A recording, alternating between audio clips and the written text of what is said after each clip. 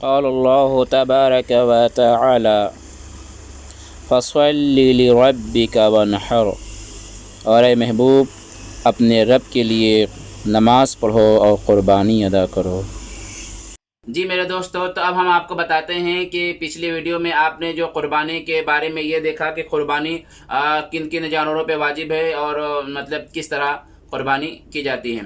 تو آج ہم یہ بتائیں گے آپ کو، چلیں ہم قربانی کے بارے میں کچھ احادیث مبارکہ آپ کے سامنے رکھ دیں، جس کے وجہ سے ایسا ہوتا ہے کہ احادیث سننے کے بعد میں رغبت بڑھ جاتی ہے۔ تو پیارے آقا علیہ الصلاۃ والسلام ارشاد فرماتے ہیں، یہ ابو داؤد، ترمذی اور ابن ماجہ جو ہے حضرت ام المومنین حضرت عائشہ صدیقہ رضی اللہ تعالیٰ عنہ سے روایت کرتے ہیں کہ نبی پاک صلی اللہ تعالی علیہ وسلم ارشاد فرماتے ہیں کہ ابن آدم کا کوئی بھی عمل 10ویں ذی الحجہ کو خون بہانے سے زیادہ اللہ تعالیٰ کی بارگاہ میں محبوب نہیں ہے۔ خون بہانے سے مراد کیا ہے؟ ذبح کرنا، یعنی جانور کو ذبح کرنے سے زیادہ پسندیدہ عمل اللہ تعالیٰ کے نزدیک 10ویں ذی الحجہ کو نہیں ہے۔ تو آقا کریم صلی اللہ علیہ وسلم آگے ارشاد فرماتے ہیں، اور آقا کریم فرماتے ہیں کہ وہ جانور بروز حشر یعنی قیامت کے دن اپنے جو ہے کھال اور سینگ کے ساتھ میں حاضر کیا جائے گا۔ مطلب یہ ہے کہ اللہ تبارک تعالیٰ وہ جانور کو، جس کو تو انسان نے اللہ تعالیٰ کے رضا کے لیے، مسلمان نے اللہ تعالیٰ کی رضا کے لیے اس کے بارگاہ میں قربان کیا ہے، اس جانور کو پیش کیا جائے گا میدان محشر میں۔ تو وہ جانور جو ہے اپنے سینگ اور جو ہے کھال کے ساتھ میں آئے گا اور اپنے قربانی کرنے والے کی بخشش کروائے گا۔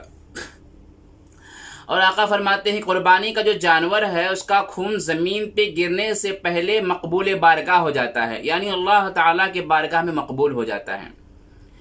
تو میرے پیارے دوستو، کتنی پیاری حدیث پاک ہے۔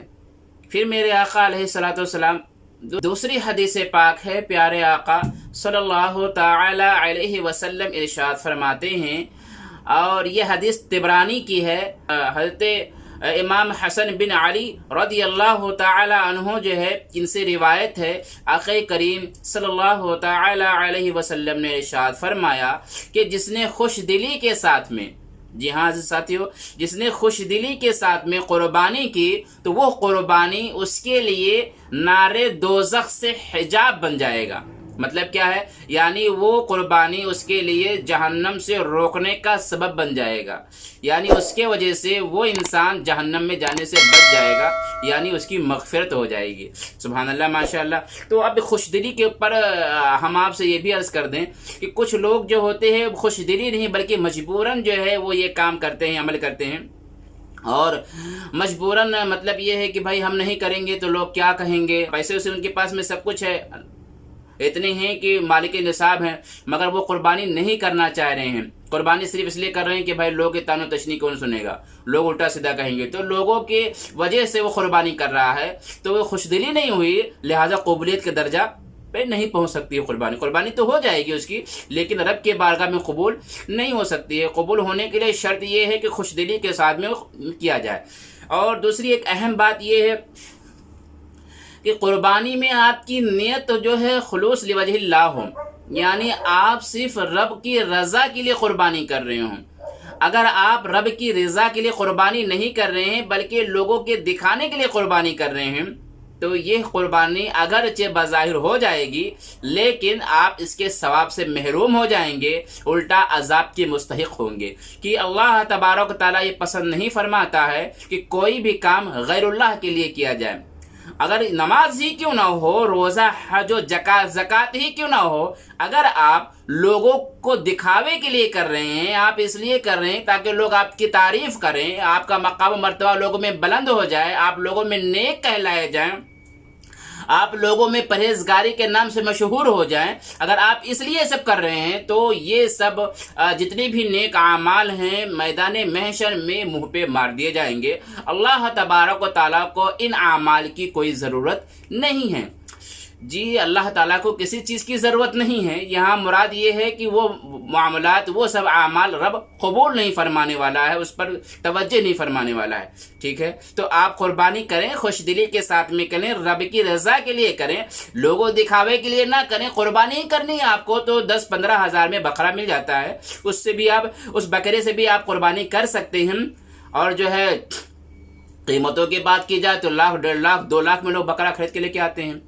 کیا مطلب اس کا بھائی؟ گوشت تو اتنا ہی ملنے والا ہے آپ کو، لیکن بس یہ ہے کہ آپ کی شہرت ہو جائے گی، آپ لوگ دیکھنے کے لیے آئیں گے، سوشل میڈیا پہ جو ہے آپ چرچے میں آ جائیں گے، بس اسی لیے جو ہے لوگ مطلب قیمتی بکرے خریدتے ہیں اور لوگوں میں شہرت حاصل کرنے کے لیے۔ واللہ اے عزیز ساتھیو، میرے پیارے بھائیو، اے خدا کے رسول کے چاہنے والوں، میرے پیارے آقا، ہمارے پیارے آقا کے پیارے امتیوں، میں یہ عرض کرنا چاہتا ہوں کہ خدا را اپنے پیسوں کو برباد نہ کرو۔ اللہ کے لیے میں کہہ رہا ہوں کہ اپنی قربانی کو ضائع نہ کرو۔ قربانی کا مقصد صرف گوشت تو نہیں ہے، قربانی کا مقصد صرف گوشت نہیں ہے کہ ہم گوشت کھا لیے ہو گیا۔ قربانی کا مقصد تقرب اللہ ہے، یعنی ہم اللہ تعالیٰ کے قریب ہو جائیں، اپنے گناہوں کو چھوڑ کر اپنے رب سے نزدیک ہو جائیں۔ اس لیے یہ قربانی کا مقصد یہ ہے۔ آپ اس کو جو ہے بازاری چیزیں نہ بنائیں، آپ اس کو سوشل میڈیا کا جو ہے سوشل میڈیا کے لیے شہرت کا ذریعہ نہ بنائیں۔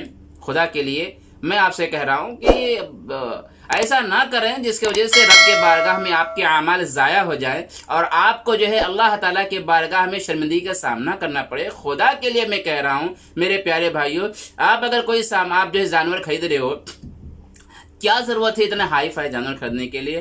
کیا ضرورت ہے 15 سے 20 ہزار کے جانور میں بھی اچھے جانور آ جاتے ہیں اور گوشت اتنے ہی بلکہ اس سے زیادہ گوشت ملتا ہے؟ پھر کیا ضرورت ہے جو ہے آپ بڑا لینے سے بہتر ہے کہ آپ جو ہے بڑے جانور قربانی کریں نا، اکیلے کریں۔ آپ بڑے جانور کی قربانی اکیلے کر لیں، کیا ہوا؟ بڑے جانور میں حصہ لے لیں آپ۔ اگر آپ کو مطلب بڑا کرنا ہے، زیادہ گوشت ہے تو بڑا جانور لے لیں، آپ اونٹ لے لیں، کوئی بات نہیں ہے۔ مگر یہ چھوٹے سا جانور لا کر اور زیادہ قیمت میں لا کر لوگوں کو مطلب ہم کیا بتانا چاہ رہے ہیں؟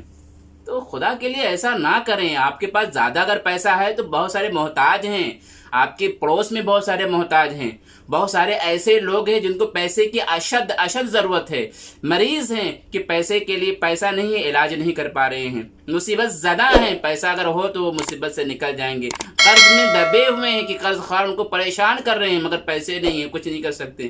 ایسے ہزاروں لوگ ہیں، وہ آپ تلاش کریں، آپ کی ذمہ داری ہے۔ اگر رب نے آپ کو جو ہے صاحب نصاب بنایا ہے، رب نے اگر آپ کو دولت دی ہے تو یہ آپ کی ذمہ داری ہے۔ وہ لوگ جو شرم و حیا والے ہیں اور غریب ہیں، وہ آپ کے دروازے پر بھیک مانگنے نہیں آئیں گے، آپ ان کے دروازے پہ جائیں۔ یہ ہمارے بزرگائے دین کا اور سلف صالحین کا طریقہ رہا ہے کہ وہ خود دروازے پر جاتے تھے اور لوگوں کی ضرورتوں کو پورا کرتے تھے۔ تو خدا کے لیے ایسا بنو کہ رب خوش ہو جائے یار، ایسا بنو کہ آپ کے نبی آپ سے خوش ہو جائے یار، ارے ایسا بنو کہ آپ کی روح یہاں سے نکلے تو پیارے آقا جو ہے خود تمہارے پاس میں آئیں اور یہ کہیں کہ یہ میرا امتی ہے، یہ میرا چاہنے والا ہے۔ تو اس طریقے سے عمل کرو، ایسا عمل نہ کرو کہ سانس رک جائے اور موت واقع ہوتے ہی عذاب الہی کا سلسلہ شروع ہو جائے، پھر قیامت تک یہی رہے، بعد قیامت جہنم میں جلنا پڑے۔ میرے پیارے دوستو، ایسا کوئی غلطی نہ کرو۔